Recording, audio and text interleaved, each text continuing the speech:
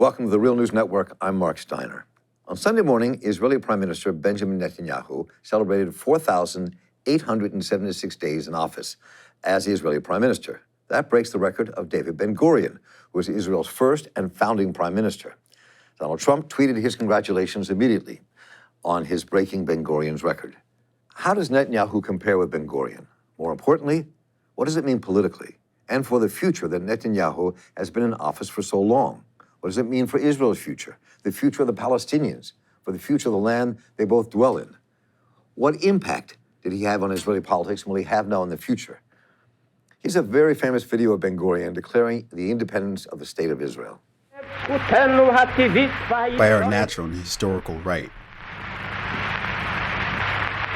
and based on the decision of the United Nations General Assembly, we hereby declare on the establishment of a Jewish state in the land of Israel, the State of Israel. As for Netanyahu, there are hundreds of videos to choose from, many of them in English. But we chose one that gives you an idea of how Netanyahu speaks to the Israeli public on a regular basis. The Likud under my leadership were under Zipi or Buji.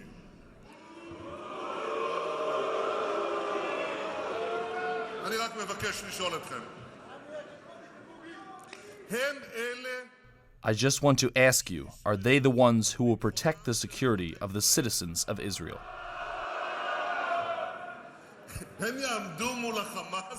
Will they stand against Hamas, against Hezbollah, against Iran?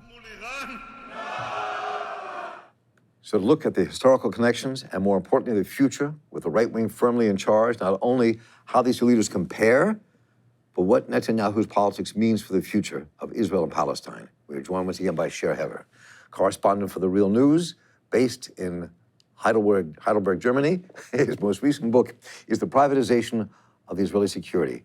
And good to have you with us, Shir, once again, as always.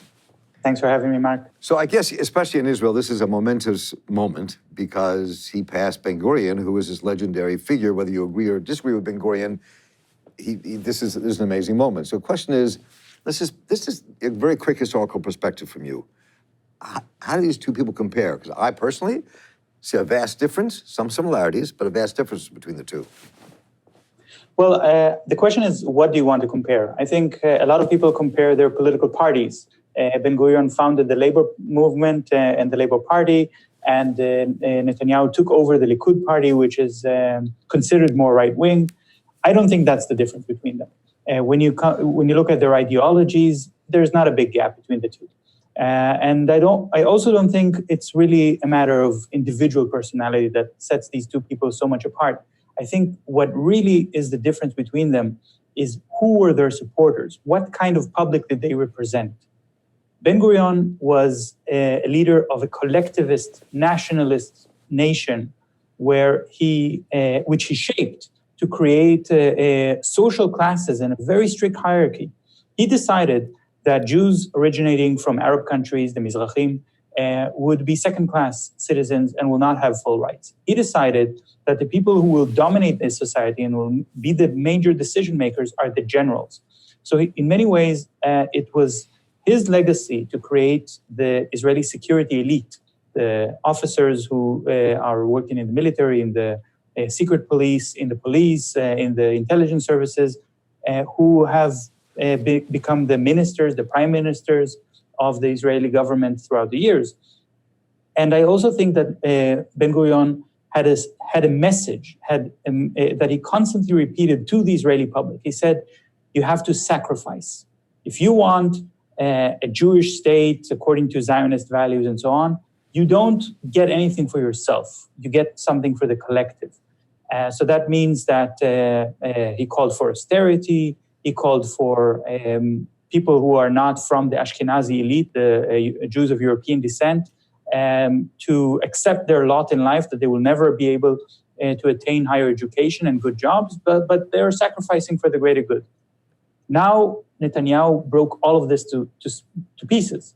Netanyahu came as the anti-elitist, but as a populist, saying what is the purpose of having this colonial process, this massive project that Ben Gurion started, if we don't get to enjoy it?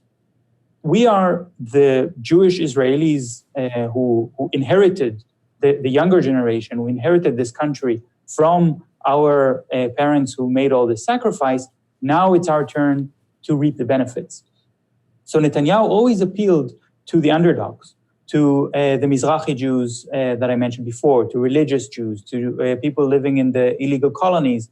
All these groups that said, oh, we were being marginalized by the labor movement, Netanyahu is saying, well, now it's your time to shine. We're going to unite forces and crash the old elites. What he's not saying is that he is creating a new elite, not the security elite, but a kind of populist right elite, which is taking over the courts and the media and reshaping the state. So, I mean, we could spend a long time on the history and the comparisons, which we don't want to do in this short second we have together.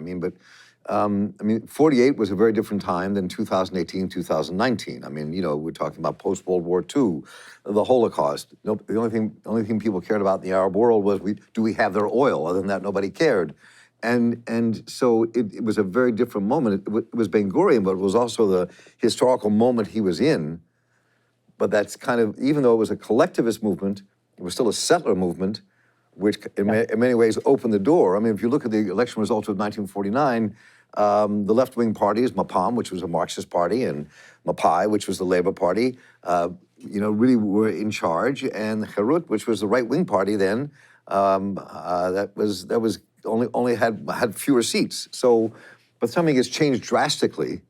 That lets Netanyahu stay in power, despite the fact that Netanyahu keeps losing governments, has to reform governments. He's losing all these no confident votes. And there's another election coming up in September, but he's maintained power. I think you kind of briefly described how, but let's talk a bit about that, about his ability to maintain power and what that means. Yeah, well, one must never underestimate the brilliance of Netanyahu.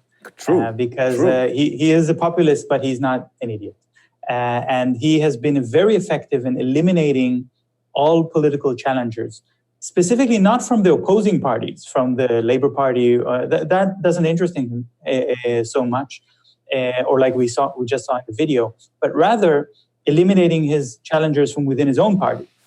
And he created a party of yes men and yes women who are completely at his mercy and absolutely loyal to him. And at the same time that he has this cult of personality that he cultivated around himself as this irreplaceable leader of the nation, he calls himself the leader of the Jewish people around the world, even though he barely has a majority within Israel even. That's on the one side, but on the other side, he's very flawed, and he always uses these flaws to his own advantage. There are always scandals with him, wasting public money, indulging in extreme luxury that is just, eye-popping luxury, spending obscene amounts of money on cigars and on ice cream and champagne. But whenever this happens and there's a scandal in the news, Netanyahu amplifies the scandal. He refers to it. He talks about it. He records humorous videos. And I think in many ways, this is something that he learned how to do, how to spin those scandals to his own advantage. And so many world leaders today have learned from him. We see this with Trump all the time. Mm-hmm. Whenever there is some kind of scandal, Trump then tweets about it and pushes it further instead of trying to bury it. That's a whole different attitude than in the days of Ben Gurion. It's a very media-savvy attitude. And Netanyahu knows that it's much easier to ask forgiveness than to ask permission. So what does it mean? I mean, Ben Gurion's legacy in 48 was one thing, what it meant for the establishment of the State of Israel and what happened to the Palestinians and the Nakba and the rest. But what does this mean now that Netanyahu seems to be firmly in power? He seems, even though the majority of Israelis do not vote for him, he's firmly in power. There's an election in September, which he most likely will win, or his party coalition will win. So what does this mean? I mean, because before you could say, in some levels, Israel was a left-wing nation, on some levels. Now it's firmly in the right and in the religious party side. And so what does this mean for what we're about to see? Because he's really kind of solidified his power. Yeah, well, I watched an interview with Ben Gurion just before today to prepare for our discussion. I think the whole way to talk about this in terms of right and left is just very misleading, because on many levels, Ben Gurion was much more further to the right than Netanyahu. So that's not really the issue. The issue is that because Netanyahu is such a populist, he has demolished the collective power of the Israeli society very effectively. That's an important and that's what it really means. Because Ben Gurion was able to mobilize a small group of people compared relative to today. There were about 500,000 Jews in Palestine when the state was declared. And a small group of people who were willing to risk their lives and do everything for the nation. And they were willing, the most important thing that he made them do for him is to keep silent, to close their mouths. So when they were demolishing Palestinian villages and raping and pillaging and destroying a nation in Palestine, the records were successfully hidden and suppressed for decades, because Ben Gurion gave an example that everybody should just close their mouth and not report what they've seen and what they've done. Now, Netanyahu is a whole different story. And what Netanyahu is doing, he tells the Israeli soldiers, you should only obey orders if you think that it's a good idea to obey these orders, because this is how populism works. He says, I'm not demanding that you respect my authority, but actually I'm recruiting you to enthusiastically join my political project. And what if they don't agree with that project? Then they're not necessarily going to obey orders. And the result is that the Israeli military has lost its form, and that a lot of the officers and soldiers just decide on their own missions, and they want to do whatever they want. And a lot of the very dark secrets that Ben Gurion was trying to suppress over the Nakba, over the crimes that were committed in the first decades of the state, are now coming out into the light. And I think that's one of the reasons that also Netanyahu is not able to defeat, for example, the Hamas party. Even though the Hamas party is much weaker, have fewer armed combatants than any of the Arab armies that fought against Israel in 1948, the Israeli army suddenly seems very weak and indecisive because Netanyahu doesn't want a strategy. If he has a strategy, he will have to deal with those who oppose the strategy. And his goals are always very short term. He just wants to accumulate political power, and that means to have no political direction. Well, Shir Hever, I could go on for hours here. You've raised so many issues that I want to kind of push and talk about, but we have no time left. But this was really interesting. You outlined a really interesting historical analysis here. I appreciate your time. And maybe we can pick up another time to kind of explore some of the things that you posited. It was great. Thank you so much. Thank you, Mike. And I'm Mark Steiner here for the Real News Network. Thank you all for joining. Let us know what you think. Take care. Thanks a lot for watching. Appreciate it. But do us one more solemn favor. Hit the subscribe button below. You know you want to. Stay up on the videos.